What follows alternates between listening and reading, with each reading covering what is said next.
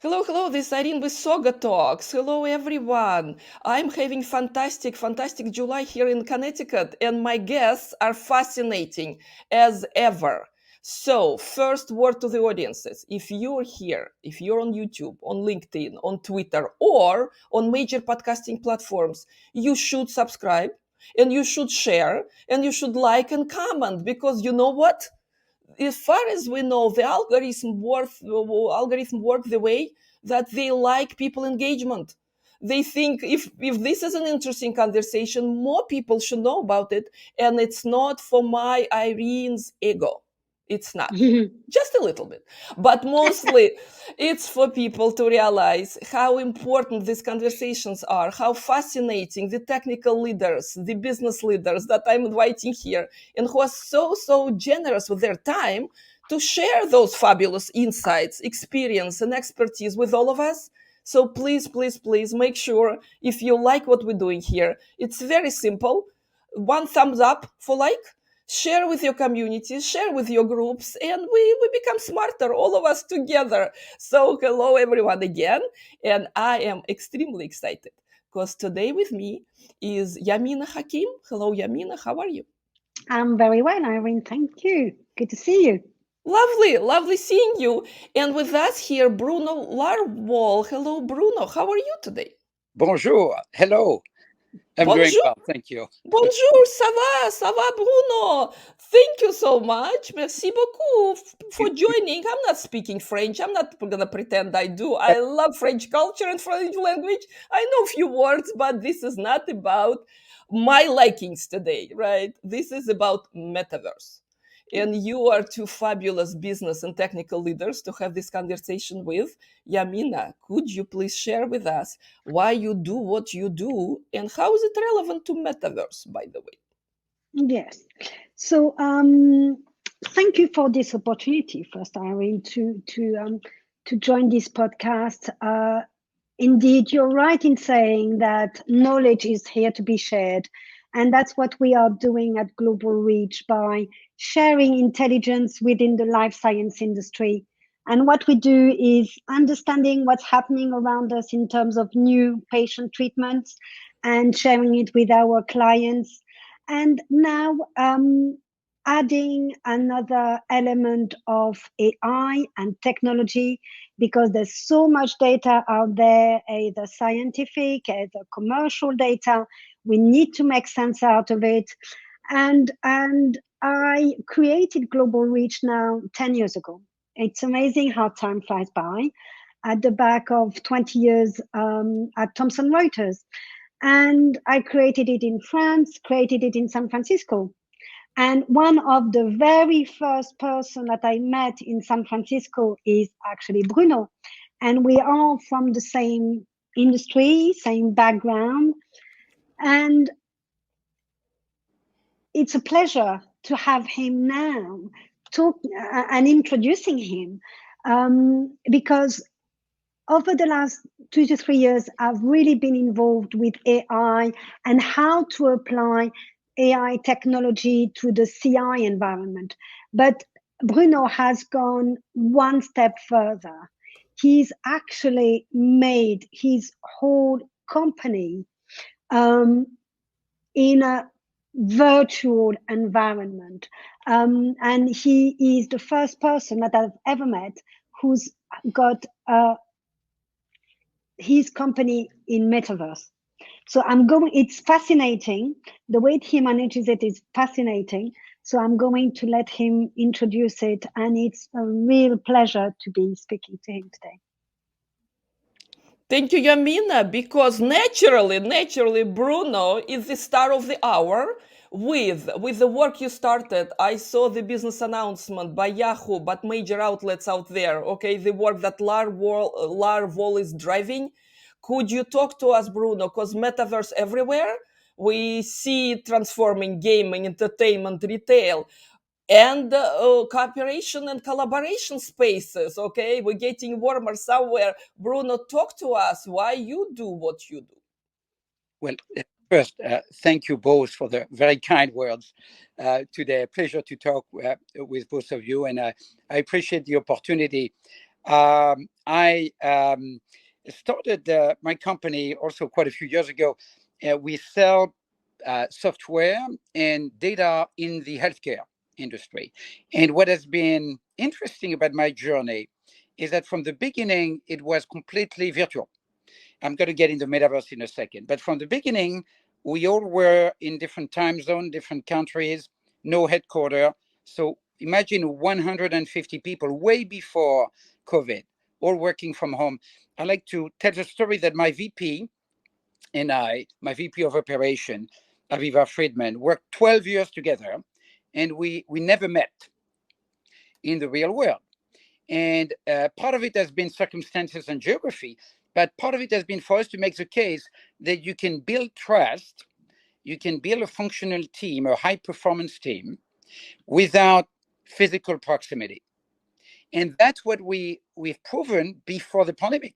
And of course, when the COVID arrived, with all of its impact on our lives, we were less special because many companies discovered that it was feasible. And I haven't mentioned the metaverse yet, but the first part of our journey as a company has been to be radical in the sense that we replace physical proximity with transparency in order to create trust. And that was phase one.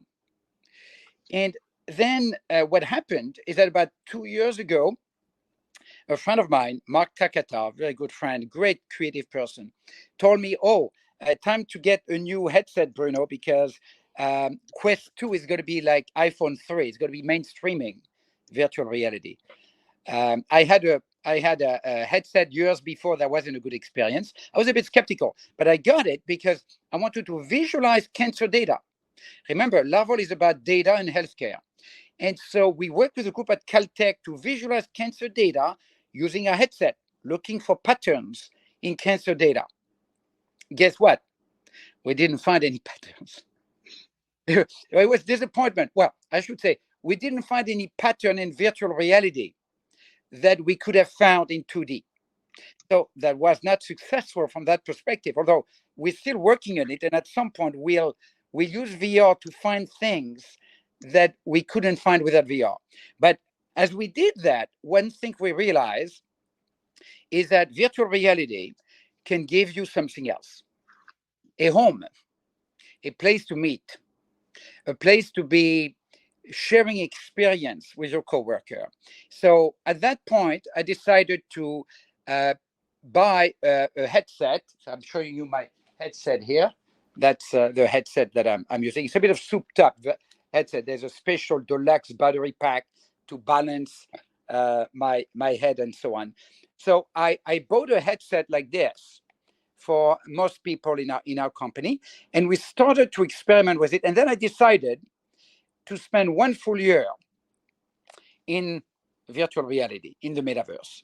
And I'm getting close to that year. The 15th of August is going to be the anniversary of my year in the metaverse. Let's talk a little bit about remote work, because more companies, of course, jumping on that wagon, willingly or not, right? At the same time, there are a bunch of skeptics there saying Yes. that technology is not going to replace that chemistry in the room, so on and so forth, right? So let's start with very non-tech conversation, because human create the environment, okay? It's not the fabulous fancy tech. It's rather, the way leaders behave, the way people want to collaborate, and the way the culture leading us. So what did you find in like jumping in remote work first, and then of course bringing it to 3D? What are some of the lessons? Mm-hmm. Well, surprisingly, I would actually argue that most companies should not be remote. And the reason why they should not is that it's very hard. The image I use when I recruit people is to say, if you go to the gym, you've got a trainer maybe, or even if you don't have a trainer, and Yamina is an athlete. She did many Spartan race, and she's actually in the top bracket in her group. Very, very impressed by what she did there. But if you go to the gym, or if you go to a Spartan race, you've got a trainer, you've got a coach, you've got your colleagues, you've got the environment, you self-motivate each other. Imagine that instead of doing that, you're alone in your basement with a dumbbell. Okay, nobody's there to cheer you up. Nobody sees your effort. Nobody is impressed by how you're getting in shape. You don't see an example of what they do. You're alone in your basement. That's what it is to work from home. It's very hard. It requires very good motivation. And I would argue that anybody who works from home successfully is more motivated and more, I would say, dedicated to his or her career than someone who works from an office. It's harder. And because of that, I think it's not for most companies and not for most people. And on top of that, I believe that it's very difficult, but that's a very personal opinion. Most people disagree with me on that, to be hybrid as a company.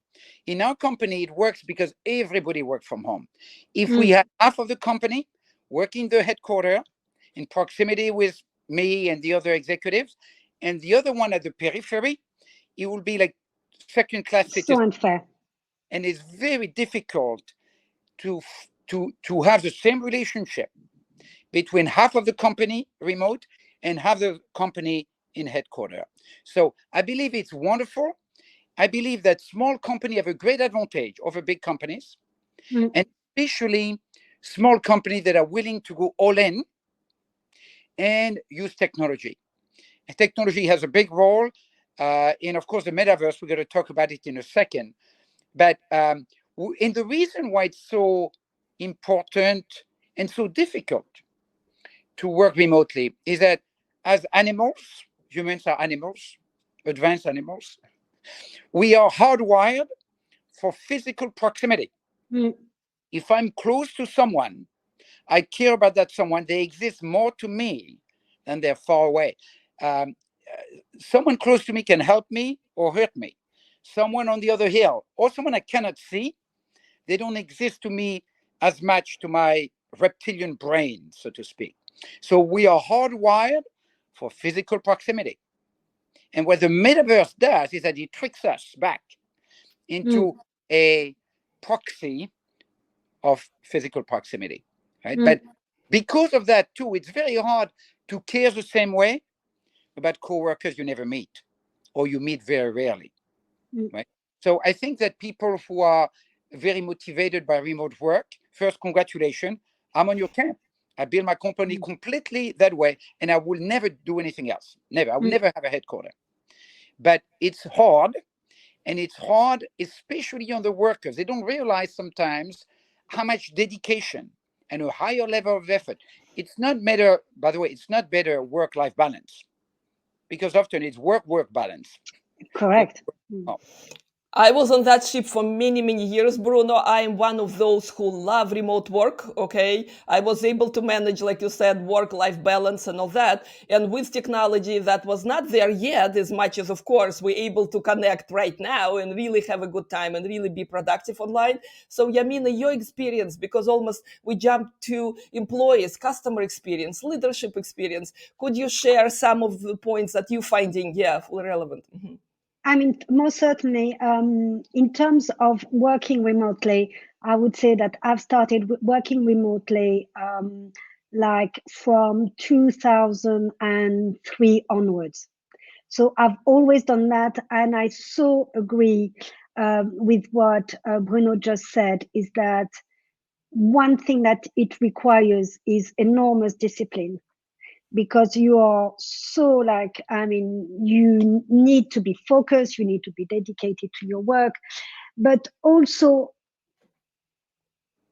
maybe where I would disagree is the fact that having an hybrid environment is not too bad, because if you, for example, what we used to be doing is some people were working remotely, but then once a month we would have 2 days in the office where the whole team would get together and share the objectives, the goal, what has been done, and where to move forward. So the major decisions were taken and everybody was going back to their home offices to do the work. So again, I've been doing that for the last 20 years. My team, at the beginning, when I set up the team before COVID in San Francisco, I wanted it in an office. And since COVID, I stopped it, obviously. And I'm not going to go back to having an office again. That's for sure. I'm not going to go back. But I think also that there's no right or wrong answers. And what the big tech are doing, and you see some want all the staff in the office. Some are saying you can work remotely everywhere, whenever you want.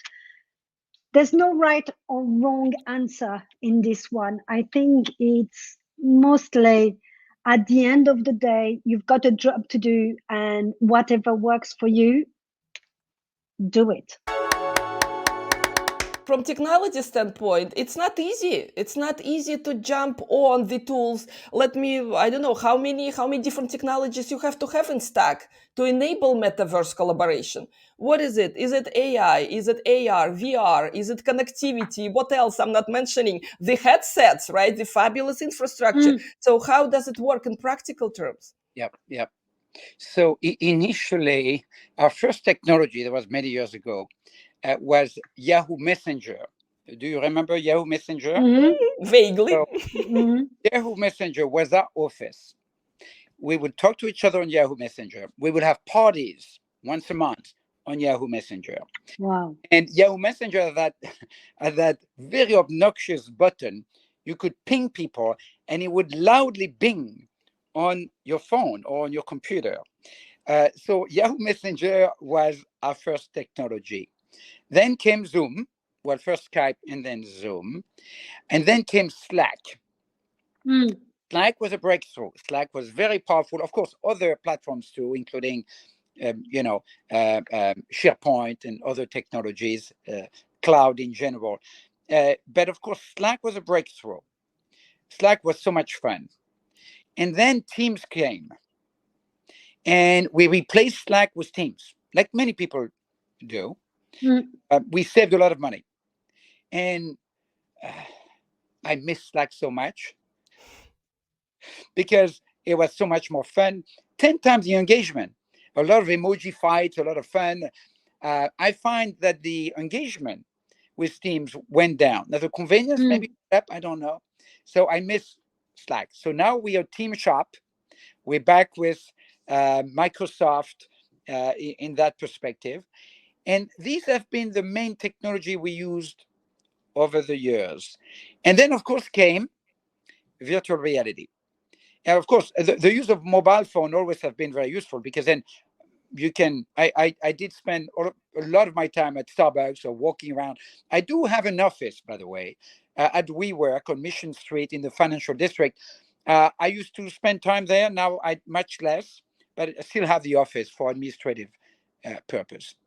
So I haven't mentioned yet in details what we do with virtual reality technology, but let me pause first to see if you have any questions on all of that. Yes, of course. So I did ask about your technology stack, right? So productivity tool, collaboration tools, we understand. But how do you really plug it into metaverse world? I mean, what has to change from company's perspective? Yes. And after that, by the way, we'll have an announcement. Yamina hinted to it at the beginning, but I don't think you know even what it is, Irene. About technology, right? And so on for your audience. Special announcement. Stick around. It's actually kind of a fun one.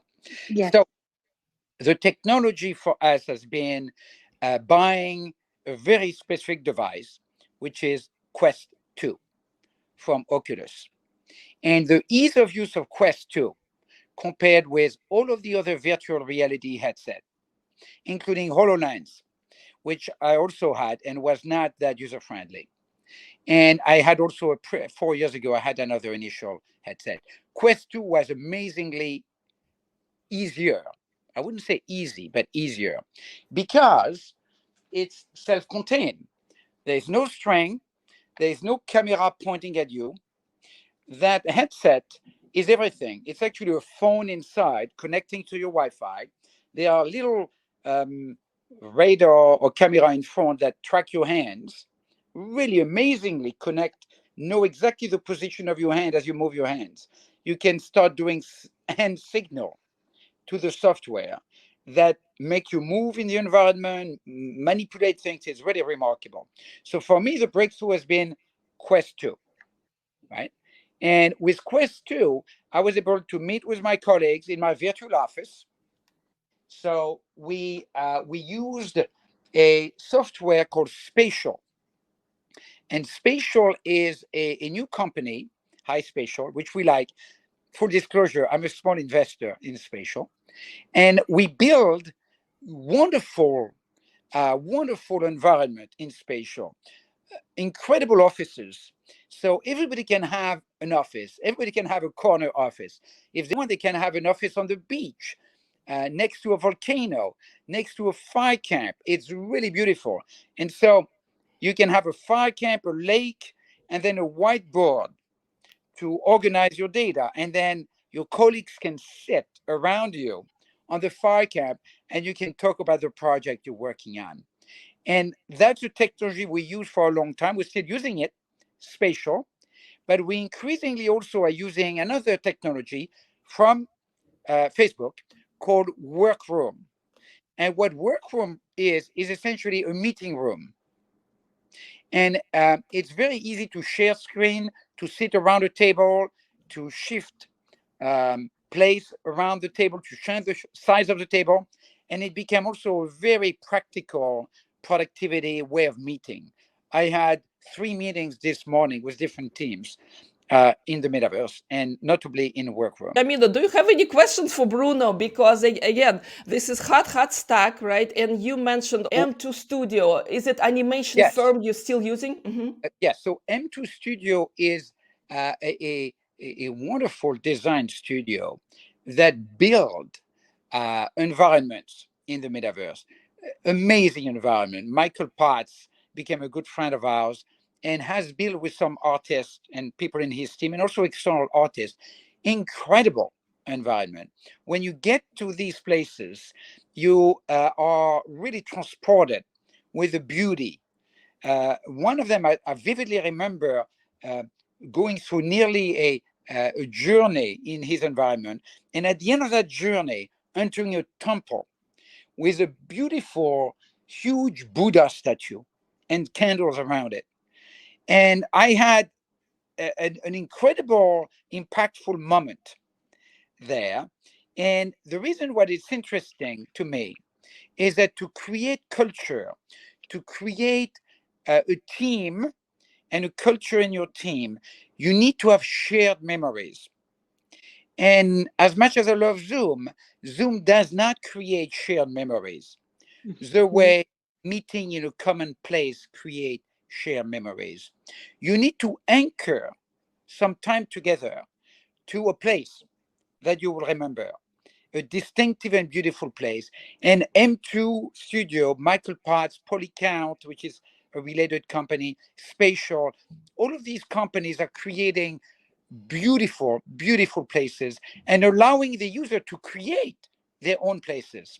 One of my colleagues, Mark Grambling, created amazing places himself using the technologies. How does it work? Do you, instead of going to an office, do you log in onto your metaverse environment every morning at 9 o'clock and then switch off at 12 to go out for lunch and then come back at 2? Or do you just use that for meeting environment? How does it work practically? The reason why it's a good question is that I initially I thought, yeah, I mean, I'm going to be in my office. People can stop by. It didn't work that way at all. Okay. Appointment. If there's not an appointment, I'm not going to meet people. So it's really more like making a meeting appointment. Now, maybe down the road, there's enough density of people in the metaverse that you can all be there and move to each other's office and so on. That's not the case right now. So I need to say, okay, Yami, we're going to meet at 2 p.m. on Tuesday, and here's the link to my metaverse office.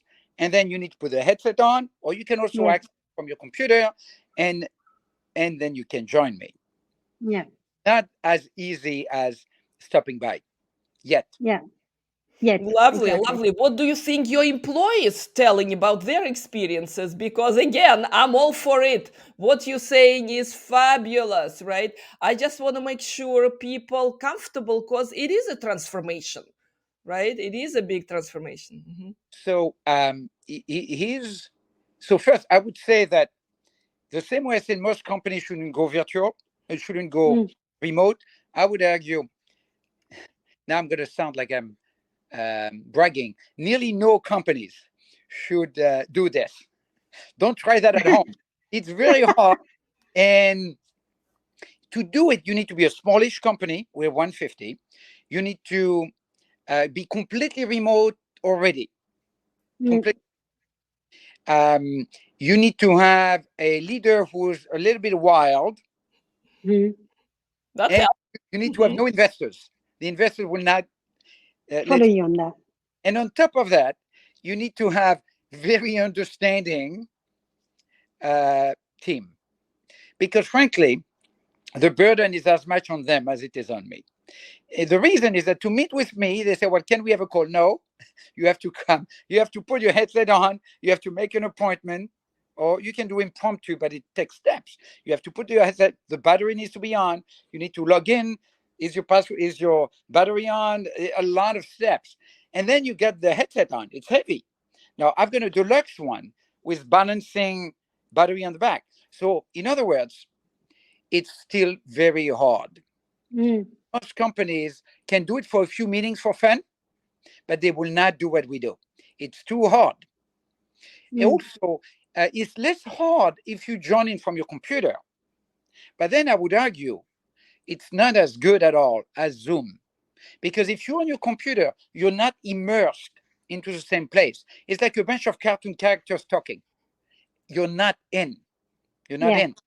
So in order to be worth it, people need to put the headset on, not to do the easier approach, which is just open a browser. So for me, the metaverse is worth it for my use case. When you put the headset on, and when you put the headset on, it's not easy.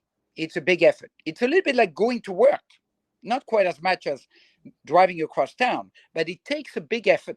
So I think it would take a long time before many companies do what we do.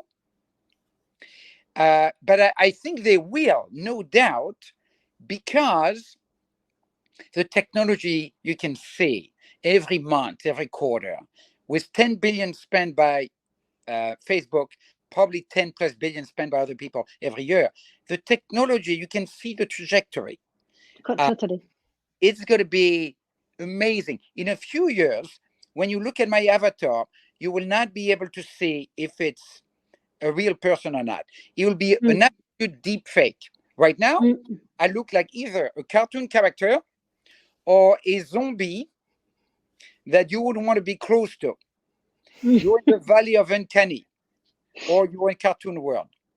That was my next question exactly, Bruno. So which technologies you looking to see evolving, okay, to make the whole thing less expensive, a little bit easier, and a little bit more attractive? So which ones are the crucial? Is it AI agents? Is it overall connectivity? Is it these VR sets that will have to get lighter and better and probably less expensive? So it's still very buggy, surprisingly, for a company that are spending so much money. I'm thinking about Zuckerberg in particular. The audio breaks. All of a sudden, I cannot hear someone or cannot hear myself. I start levitating from my chair. Everyone gets freaked out. I freeze. I turn gray. A lot of bugs. And because I look like a cartoon, if I interview someone, because I interview someone sometimes in the metaverse, they are Zoom and I'm in the metaverse.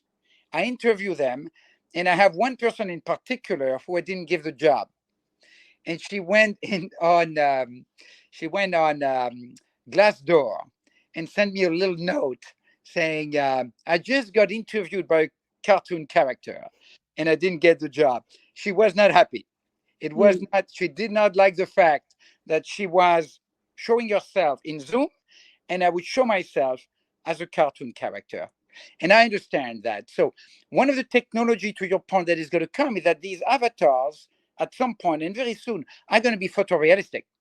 It's going to be me, okay, with more hair, with less wrinkles, with a little bit of lipstick, etc. And it's going to be me. So that type of deep faking technology is going to be weird, because I can also look completely like Tom Cruise, completely. And I so see you perfectly right now, Bruno, as Tom Cruise. I don't need yes, Metaverse for that. Yeah, got it. Yeah. So my question to you, Bruno, is you just said that you're going to be celebrating your first year in the metaverse environment on August 15th. Are you going to renew that for another year then? Thank you for the question. I've been thinking about it recently. Yeah. A Sorbonne psychologist, old professor of mine, is following me from a mental health standpoint. He was considering writing an article. And initially, what bothered him is that my avatar did not have legs. And he worried about body integrity consideration. Now we have legs, but the legs are weird a little bit. And the one of the toughest thing for me is that with virtual reality, you can easily have two of you, sometimes three, in the same room. One from the headset, one from the phone, one from the computer. And that is not good for your psyche. You're not supposed to see three of you. Yes. Right. So having said all of that, I think that I'm good mental health wise. Therefore, I'm going to continue. Good. The only question is how much pressure I put on my very patient and friendly team to continue that exercise with me. Meaning, when they want to say, "Hey, Bruno, have you received that email?" I'll say, "No, I'm in the metaverse. I don't read emails. You have to send me something on social media or meet with me in my virtual office." And when they want to do a quick Zoom, I say, "Well, I don't do Zoom either. You have to put the headset on, or at least access from your computer the metaverse." And I have not decided how much pressure I want to put on my wonderful team to continue to that level. I feel that if I'm not completely in the metaverse, it's going to dilute and we're going to lose that edge. So right now, my approach would be to say I continue same conditions. No email, no Zoom, no meeting in person, no phone calls. If we want to meet, we meet in the metaverse. For the rest of us, Bruno, we admire what you do because this is such a rare experiment. Can we call it experiment for now? Okay. For the rest of humanity, you're definitely showing the way, and it's not easy and it's not stress-free. We understand that, but that's why those who you said wild leaders do what they do. So this is for all of us.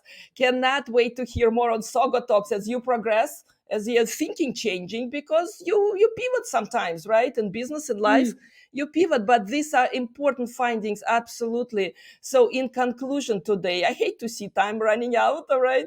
So Yamina, a couple of words as a takeaways for the audience, because we did touch on human side of metaverse, right? Technology, business side, and employee side, right? As people. So a few takeaways maybe for the rest of us. I have a quick one. Yeah, exactly. I'm coming to that.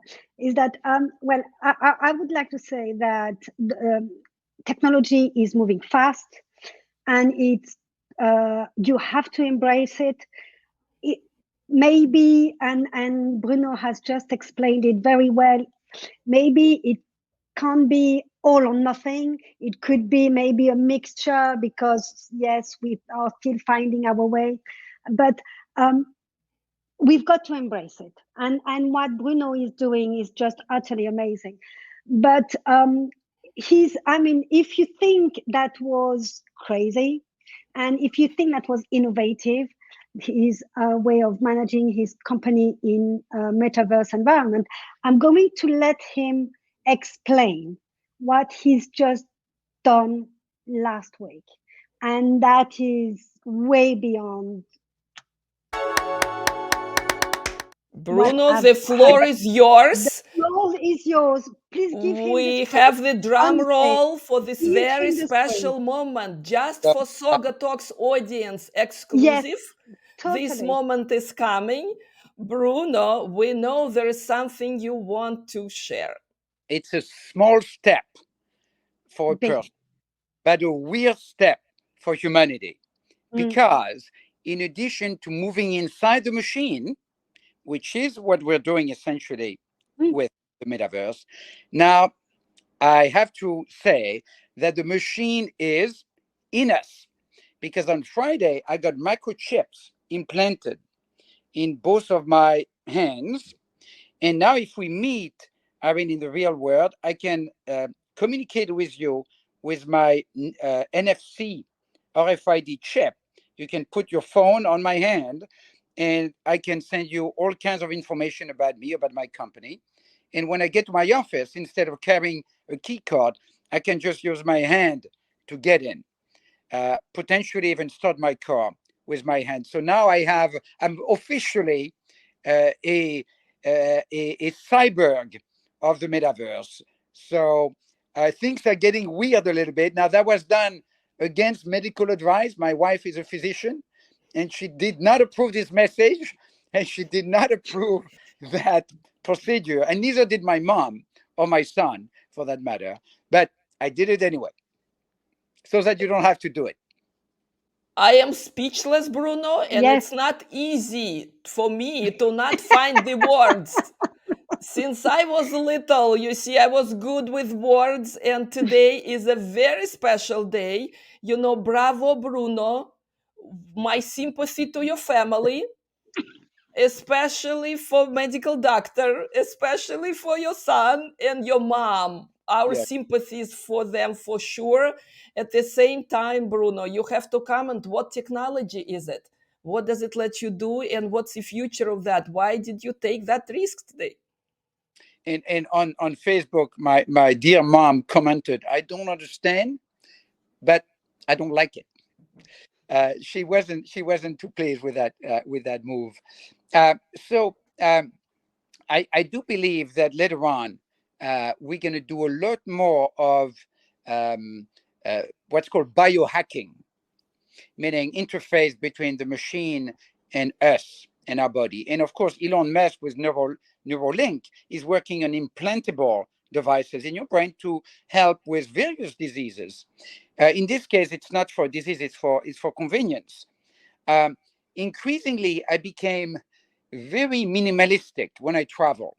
So to be able to walk without a wallet or without keys sounds like a very small thing, but I enjoy it so much.